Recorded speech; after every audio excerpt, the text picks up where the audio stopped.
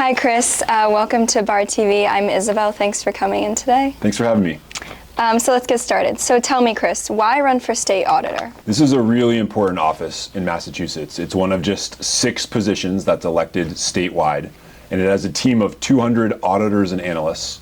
We send them into every corner of the executive branch of state government to figure out what's working and what's not working and how things need to change. I'm the son of public school teachers, and I saw through the course of their career my parents digging into their own pockets to pay for school supplies for their students in the classroom. And that's the result of priorities and the result of dollars not flowing to the places where they're going to do the most good, places like public education, public transportation, public health. And so I'm running for auditor to make sure that every single dollar that we have available to us in state government is spent well. And that's what this role is all about. So do you have any past experience that you feel makes you a little more qualified for this role? Yeah, so I think there are really 2 key parts of this job. The first is making state government work better, and the second is standing up to protect the public interest. And I've done both of those things in my career.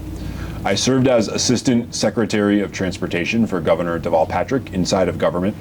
While I was there, I co-founded the MassDOT program that created all of the smartphone apps that tell you in real time when your bus or your train will arrive.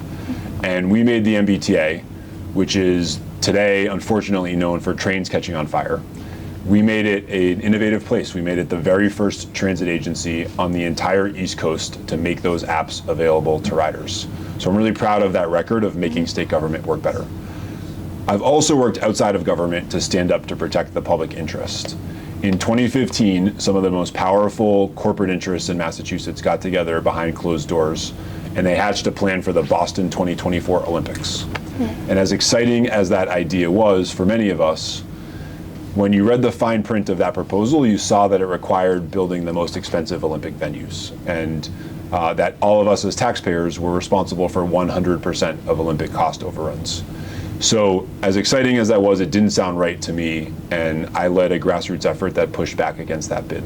We were successful at doing that because we followed the facts and the data, and again, that's the job of the state auditor, to follow the facts and the data. So I do think my experience in this race is unique. My background and proven track record is unique. And just one more thing I'll add is I'm the only candidate in this race with a degree that's actually relevant to the job. I hold an MBA and have training in accounting and finance, which is also an important part of being state auditor.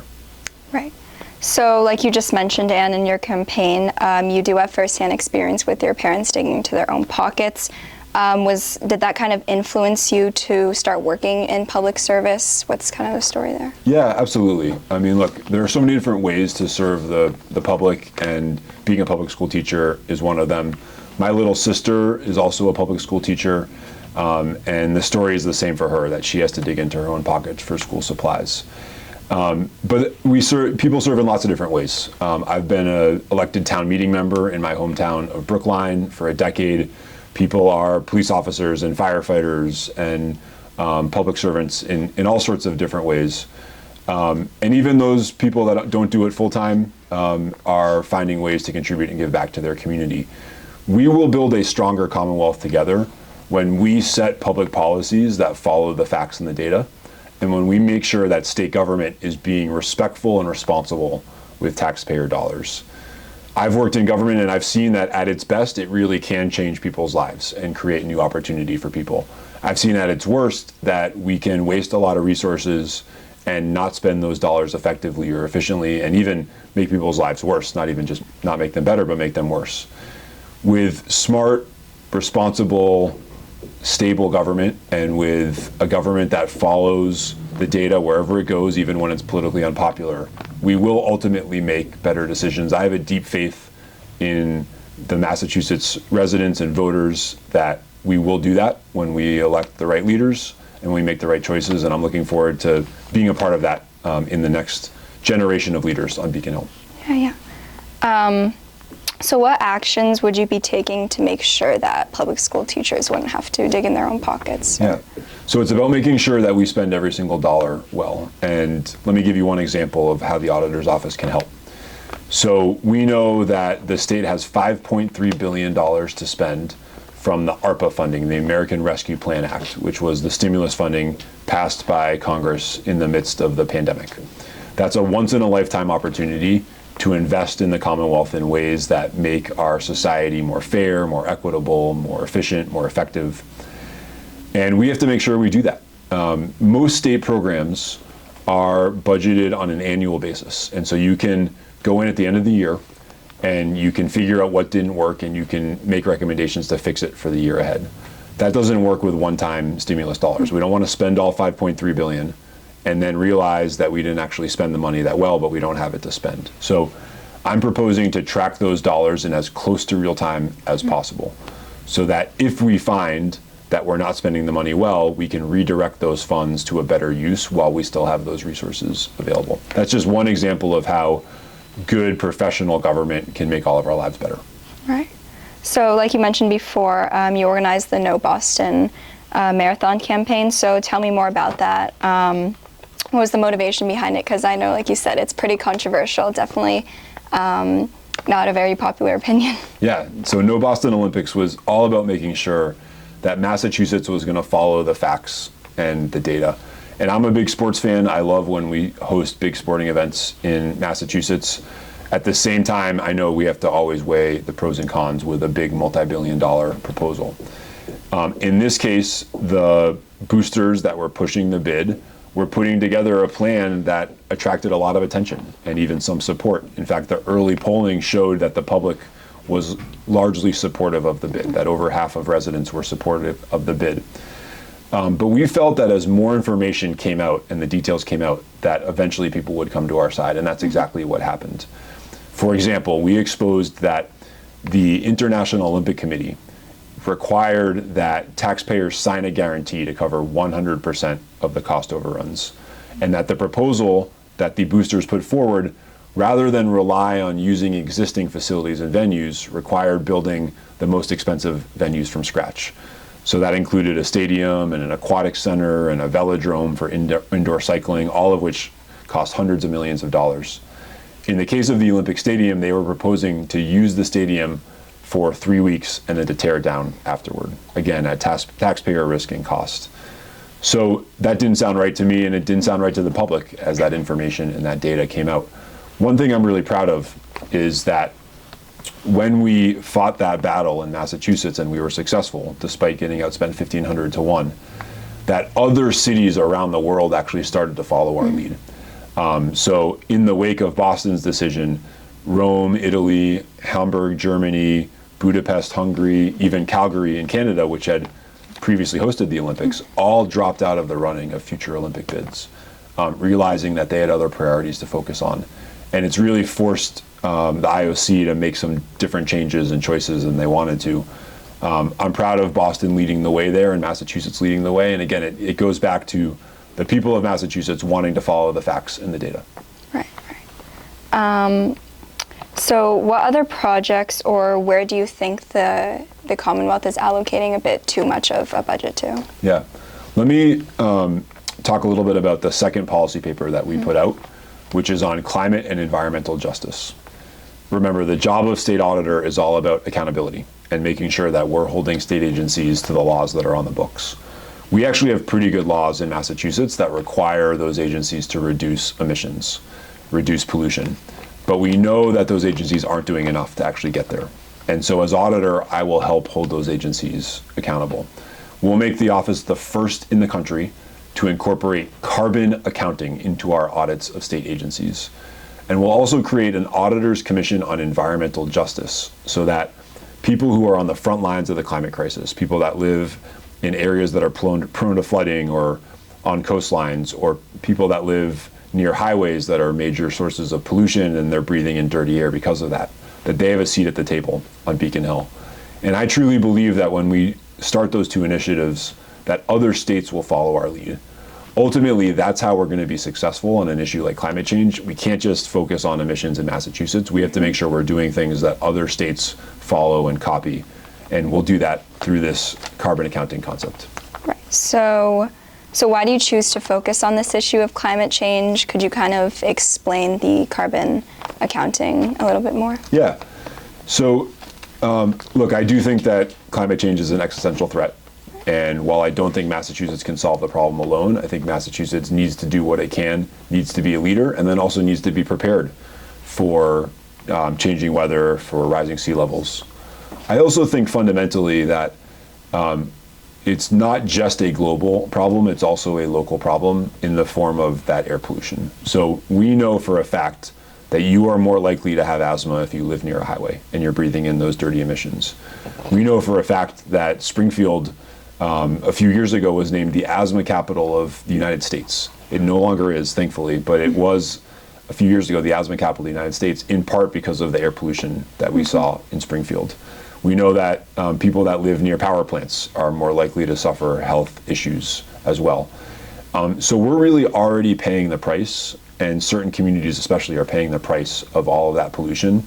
When we reduce our broader carbon emissions, we're going to reduce those other harmful pollutants that come out of tailpipes or smokestacks at the same time. So I truly think that we can make Massachusetts a more fair and a more healthy place at the same time that we're helping to address those global climate issues. I'm a firm believer that those approaches go hand in hand and those outcomes go hand in hand. And it's ultimately going to be the state's responsibility to really lead on this, state government's responsibility. The legislature has done its part, the executive branch has not, and my job as auditor is to make sure that we're pushing the executive branch as fast as we can. Right. So, as you know, the majority of our audience is Asian, so what does your relationship with our community look like? Yeah. Well, I've been so honored to earn the support of so many in the community, whether they're from families that have been here for generations or whether they're newly arrived. What I'm sensing and hearing from my conversations with people in the community is that a couple things. One is that they want to continue the Massachusetts tradition of good, smart, sensible government that follows the data. It's certainly part of the reason why people come to Massachusetts is because we have amazing educational facilities and universities and schools. It's a place that attracts talent from around the world. Many of those communities or many of those people that come here are from Asian countries or Asian American, and it's wonderful that we have that. We have to make sure that we continue public policies that allow that education and research economy and community to really thrive. The other thing I hear, and this is very clear, is that we know that anti-Asian hate is on the rise. And that was probably already true before the pandemic, but the pandemic made it so much worse. It was incredibly discouraging to hear, for example, President Trump use language that was actively harmful and frankly racist when talking about the coronavirus. And so what I hear is that we need leaders who are going to stand up against anti-Asian and anti-Asian American hate. I certainly am one of those leaders and want to continue to be a partner to the community. We cannot allow any of that to occur. We want everyone to feel safe and welcome, and I proudly stand with the Asian American community in rejecting that hate. And we need to recognize the contributions that this community makes to the broader Commonwealth each and every day in so many different lines of work and so many different ways that people in the community contribute. So it's been wonderful to earn more and more support and to be part of this conversation today so that even more people can learn about my candidacy. So do you have any plans for addressing the Asian hate crimes that go on? I know you have a police reform policy. I'm not sure if that has any connection. Yeah. So I think there's a couple different things here. One is that the auditor's office actually has 3 appointments to the Massachusetts Commission on Asian Americans and Pacific Islanders. And so it will be important to me that I use that appointment authority to have people, appoint people who really represent a broad swath of perspectives within the Asian American and Pacific Islander community. I'm very proud that from the very first days of my campaign, I have included Asian American voices in that conversation in what we call our kitchen cabinet, which is a group of informal advisors. In fact, one of the people in that kitchen cabinet is a former member of the Asian American and Pacific Islander Commission. So someone who has worked at the statewide level to make sure that those perspectives are included. So those appointments will be very important. I think the other thing is just that as one of 6 statewide elected officials, I need to make sure that I am leading, and I will lead, on issues that impact everyone across the Commonwealth, no matter what particular neighborhood or community they live in. I happen to live in a precinct in my hometown of Brookline with a very significant Asian American population, north of 20% in my precinct. Not every state representative or every state senator has that in their own district. And so they may feel like those issues are sort of less significant to them. But as someone who will represent everyone in the state in this role, whether someone lives in Boston or Brookline or Lexington or Sharon or Lowell or Pittsfield or Worcester, we need to make sure that those voices are heard, and I'm committed to doing that. Right, so representation for everyone is definitely a priority. Absolutely. So as you said on your website, you grew up in Brookline, so how has your role as a community member in your hometown shaped your values and work as a leader on a larger scale? Yeah, I've been very fortunate to be able to play a few leadership roles in my hometown. I mentioned that my parents met as public school teachers. My dad was a school principal, vice principal, and principal in one of the elementary schools in my hometown for many years, the one in Coolidge Corner. And he's very much my role model for a lot of community engagement and work. So when I graduated from business school and moved back to my hometown, I immediately got involved in local government. So I've served as a Brookline town meeting member for the last 10 years. We have a very diverse group of town meeting members with a wide range of perspectives, and it's been really great to understand how my neighbors feel on certain issues, and we've been able to advance, I think, some really great ideas and concepts over the last decade. I've also served as a member of the Brookline Transportation Board and eventually the chair of the Transportation Board. And that is not a glamorous job or a glamorous role.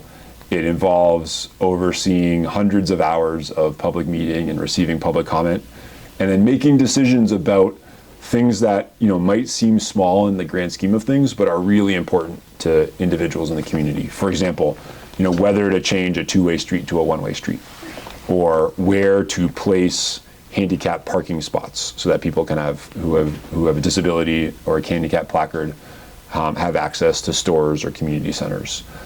Where to put bike lanes, what the parking meter rates should be in the commercial districts. All of those are actually really important questions for people that are trying to get around my town or any town. And so you have to grapple with some trade-offs and some choices there. You realize pretty quickly that you may not be able to craft a solution that keeps everybody exactly happy or where everyone feels like it was the right outcome, but you want to follow the facts and the data, and you want to, as much as possible, find compromise. And my experience in that work is that ultimately people will respect when you've gone through a process, you've followed the data, and you've tried to compromise where you can. Even if they're unhappy with the outcome, they will respect the process. I think that that's really important to continue that kind of work, especially as auditor, where it's so essential that the office is trusted for the data and the facts that it puts out. So how do you plan on creating more transparency between the Commonwealth and its people? Well, I've already started with that work, and one thing that I'm proud of is that we've really pushed the envelope in terms of what's possible on a campaign. Earlier in the campaign, earlier this summer, we published to our website all of the questionnaires that we have answered, that I have answered as a candidate, that have been asked by special interest groups or others that have business before state government or the auditor's office. Those include labor unions, they include environmental organizations, they include organizations that are concerned about senior issues and senior health care, like nursing home issues, really a wide range of different organizations that want to hear the perspective of candidates. Now, typically, candidates keep those questionnaire answers to themselves, and they decide that they want to keep them private. The risk there is that a candidate will say one thing to a certain interest group and a totally different thing to the public.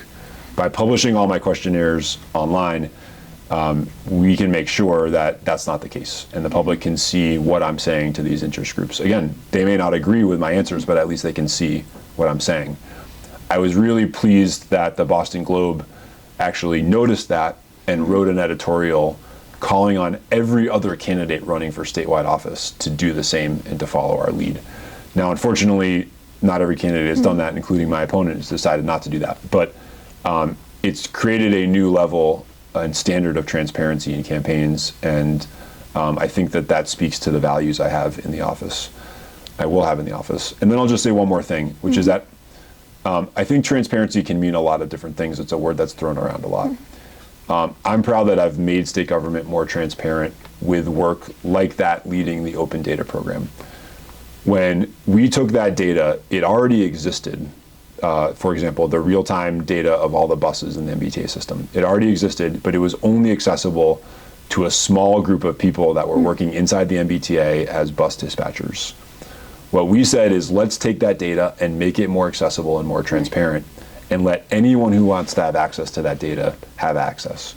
When that happened, it allowed the creation of all of these smartphone applications and websites and other tools that riders could use to find out where their bus was. It's an innovation, it's also a form of transparency, and it's a reminder that transparency in government is not just about publishing papers, it's also about finding new ways for people to engage with data, and I'm really proud of that record. Right. So what do you think will be the greatest challenge to overcome if you are elected into office as state auditor? I think the hardest part of this job is having the wisdom and the judgment to know where to allocate the resources that we have. So there's a team of about 200 people, and that sounds like a pretty big number. But then you remember that Massachusetts state government's budget, annual budget, is $53 billion. And 200 people spread across that $53 billion starts to get spread pretty thinly, pretty quickly. So you have to balance these trade-offs between questions like, do I cover as many different agencies as possible, or do I cover fewer agencies and then dig deeper into the particular issues that those agencies might have? And even then, when I'm looking into a particular agency, how do I know what questions to ask at that agency? If you're looking at, for example, the Medicaid program, which provides basic social safety net healthcare to many people in Massachusetts, do you want to look more at the providers, or do you want to look more at the administrators? Which area of focus is going to get you the best impact in terms of improving the quality of that care and reducing cost to taxpayers, and especially reducing fraud that might exist in that system? Those are really hard trade-offs to make, and no one is ever going to get it exactly right.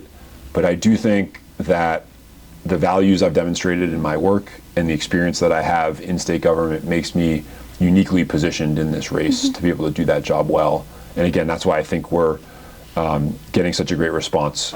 I'll make sure that I mention that I'm really proud to be endorsed by the Boston Globe, the very first candidate that they endorsed for statewide office this election cycle. Congratulations. And also, thank you. And also endorsed by Boston Mayor Michelle Wu, who is such a significant figure in Massachusetts politics. And again, the first statewide candidate with a competitive primary that she endorsed. So really honored to have her support and that of so many others across the Commonwealth. People are really responding to what we're putting out there. That's great. So I think we're eager to know, what are your ultimate goals for for Massachusetts? So, Isabel, I think we live in a really special state. And I think it provides amazing opportunities for people. We know that that opportunity is not equally distributed, and we have a lot of work to do to reduce inequality in education, we talked about environment and public health, in economic opportunity. We need to roll up our sleeves and be committed to that work. But ultimately, we are a state that succeeds because we invest in people, we invest in education. We have, of any state in the country, the highest percentage of residents with a college degree. That's something to be really proud of. And it means a bright future for this state. So I want to fix the things that are broken in state government while also making sure that we're continuing to do the things that we're doing well. I think that can lead to a really bright future for all of us, for every single family in Massachusetts. And the auditor's office plays that essential role as the watchdog, as the chief accountability officer, making state government work better. I've proved that I can do that work and gotten good results for it, and that's why I'm running for this role. So I've also noticed on your website that you do mention the term watchdog quite a bit. So what does that mean to you? You know, look, in state government, there's a lot of money flowing around, $53 billion a year. And we need to watch out for two things. One is where there's someone that's trying to illegally take some of that money in some way. There's fraud or abuse that's occurring. We need to make sure we crack down on that as much as possible so that the public resources we have, the limited resources we have, go to the right places and have the right impact. That's part of it. But I think more broadly, what you often find in state government is that you have agencies that aren't intentionally doing anything wrong. There's no one that is conducting any illegal activities. They're not trying to actively abuse the system. But because of the way that the bureaucracy is set up, the way that the agency has to follow a set of regulations or laws that might lead to unintended consequences, that we don't get the outcomes that we want. That technically all the money is being spent well, legally it's being spent correctly, but it's not actually helping us build that brighter, future, more equitable Commonwealth that we want. And so that's another core watchdog function, is to make sure that through the power of the auditor's office, we really assess what state agencies are being effective and what are not.